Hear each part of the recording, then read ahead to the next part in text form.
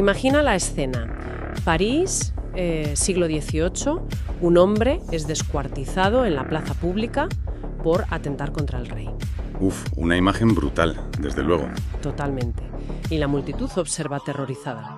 Bueno, pues avancemos rápido a la Bolivia de finales de 2019 y principios de 2020. O sea, un salto de varios siglos y de continente. Exacto. Policías antidisturbios, militares tomando las calles, gases lacrimógenos, disparos.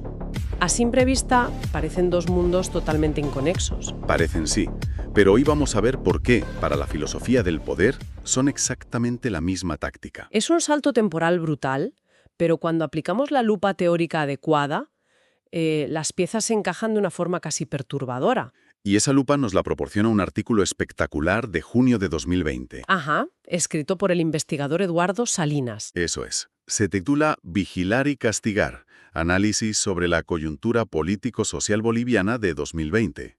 Básicamente, Salinas coge la obra maestra de Michel Foucault, publicada en 1975, y la usa casi como un manual de instrucciones. Un manual para diseccionar lo que pasó durante el gobierno de transición de Yanine Áñez, ¿no? Exactamente.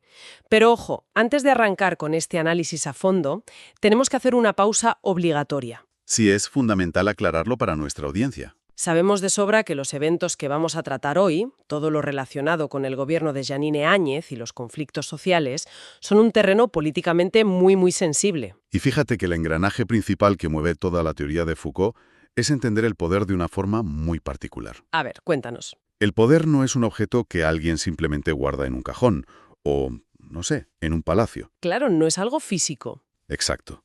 El poder es una acción, se ejerce, y durante gran parte de la historia, la forma más eficaz de ejercerlo ha sido convertir el castigo en un espectáculo visual ineludible. A ver, frena un momento. Porque comparar el suplicio histórico de un magnicida europeo con el despliegue militar en los conflictos de Bolivia, en Sencata y Sacaba en noviembre de 2019, me parece un salto enorme. Ya, a primera vista suena exagerado. ¿Cómo justifica Salinas que eso no fue un simple intento más o menos desproporcionado de mantener el orden público, sino un castigo al estilo de una monarquía? Pues la clave, según el texto, está en la desproporción y en el mensaje implícito. Foucault arranca su libro relatando el caso real de Robert-François Damiens. El hombre que intentó asesinar a Luis XV en Francia. Ese mismo. El castigo fue tan atroz, tan excesivamente teatral, que su objetivo real no era hacer justicia. O sea, iba mucho más allá de lo penal. Era un acto político puro y duro. Era un show con muchísimo simbolismo. El monarca necesitaba el escenario para recordarle a cada campesino quién tenía el monopolio absoluto de la violencia. Ajá, entiendo. Y Salinas toma esa premisa y la trae a la época moderna. Eso es. Analiza esta táctica de control propia del siglo XIX, esa transición de los regímenes monárquicos y los castigos inhumanos, y la transpone al gobierno boliviano de 2020. Vale, vamos a desgranar esto.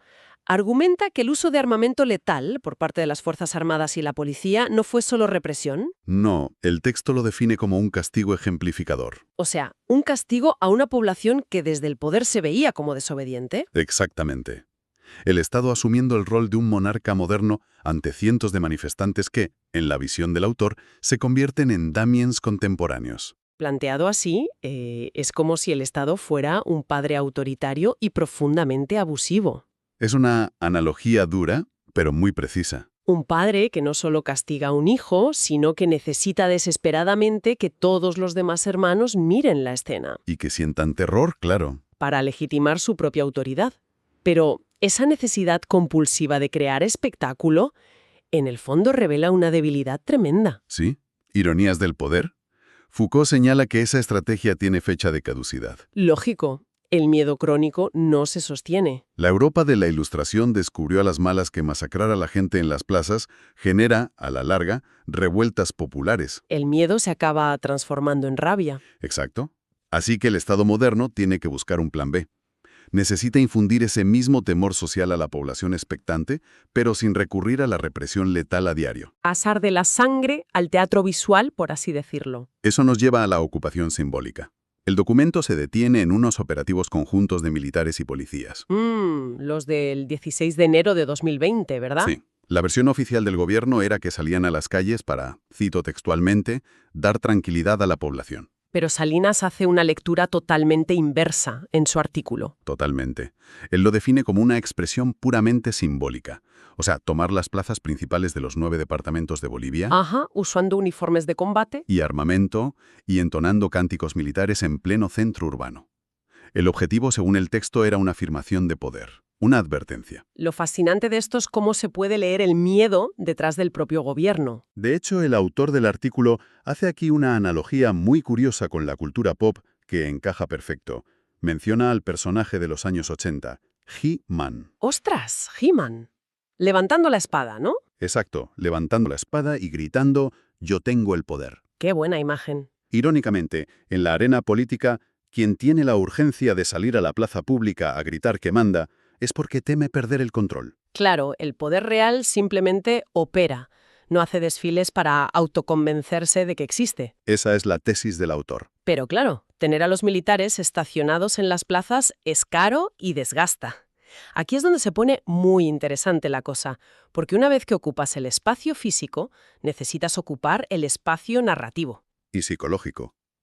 Entramos en la maquinaria de la vigilancia. Si el uniforme militar es la cara pública del poder, la vigilancia es su rostro oculto. Y el texto de Salinas documenta cómo esto impactó directamente en los derechos ciudadanos en 2020. Totalmente. Se centra bastante en la figura del entonces ministro Arturo Murillo. Madre mía, el texto rescata una frase suya tremenda. Sí, una amenaza pública donde dijo, «El que venga a jugar conmigo, lo voy a meter preso». A ver, soltar algo así parece más propio de un jefe mafioso que de un ministro en un Estado de Derecho. Por eso el autor lo describe como una representación obtusa de la ley en manos de un solo individuo. Una dinámica muy propia de los gobiernos de facto, según el análisis. Sí, la justicia deja de ser ciega e imparcial y pasa a depender del estado de ánimo o del enfado del ministro. Y aquí es donde entra el tema de la restricción a la libertad de prensa, que el documento trata muy a fondo. Murillo amenazó a una delegación de periodistas argentinos, tildándolos de terroristas y sediciosos sujetos a vigilancia. Y también está el caso gravísimo del periodista Junior Arias de la red Gigavisión. Sí, un caso clave en el artículo. Este hombre denunció presuntos sobreprecios en material antidisturbios, con conexiones en Argentina y Ecuador. Y sufrió un hostigamiento tremendo por ello. Tan asfixiante que la propia Comisión Interamericana de Derechos Humanos tuvo que emitir un comunicado de grave preocupación. Y el artículo incluso menciona el cierre forzoso de medios comunitarios en zonas rurales, secuestrando equipos. Pero claro, leyendo todo esto, yo me pregunto, ¿es esto simple y llana censura tradicional? ¿O encaja en lo que Foucault llamaba el poder encubierto? Es puro poder encubierto.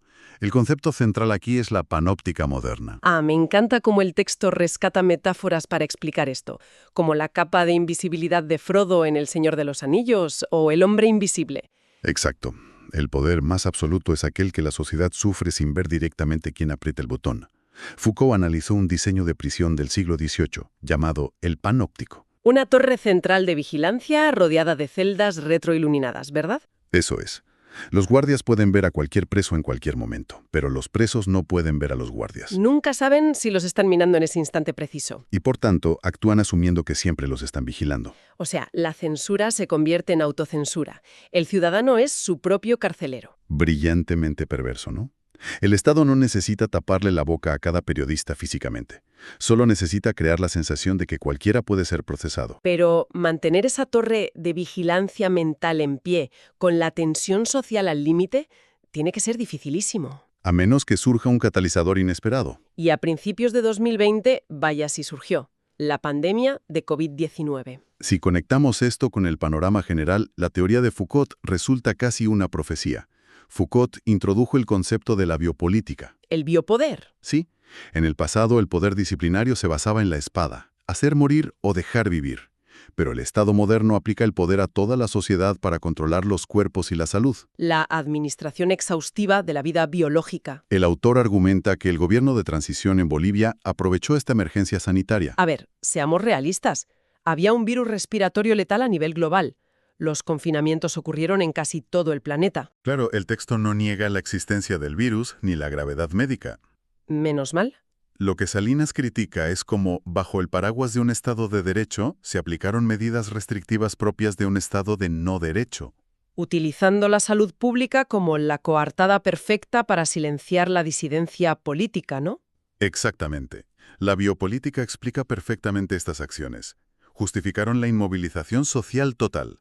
Claro, si prohíbes una protesta por motivos políticos, eres un dictador. Si la prohíbes por riesgo de contagio, eres un gobernante responsable. El resultado táctico es el mismo. La calle se vacía, pero las críticas se silencian. Foucault, que falleció en 1984, se adelantó totalmente a la globalización. A nuestra actual sociedad del control. Demostró que el Estado no solo quiere controlar lo que haces, sino tu misma existencia física bajo la promesa de protegerte. Así que, recapitulando este análisis a fondo, hemos visto cómo tácticas del siglo XIX se reflejaron en 2020. Hemos analizado el uso de símbolos militares, la censura, la vigilancia panóptica y la excusa de la pandemia. Lo que me lleva a pensar en la vigencia del filósofo, porque, sinceramente, un libro de los años 70 sobre prisiones antiguas... Podría parecer desfasado. Totalmente. Pero, ¿sigue siendo válida la teoría de Foucault hoy? Esto plantea una pregunta importante, y Salinas dedica la parte final de su artículo a explorarlo. Explica dos conceptos clave: las redes relacionales y la creación de seres dóciles. Redes relacionales. ¿Eso significa que el poder no solo está en el Estado? Eso es. El poder existe en las escuelas, en las familias, en los hospitales, en los medios.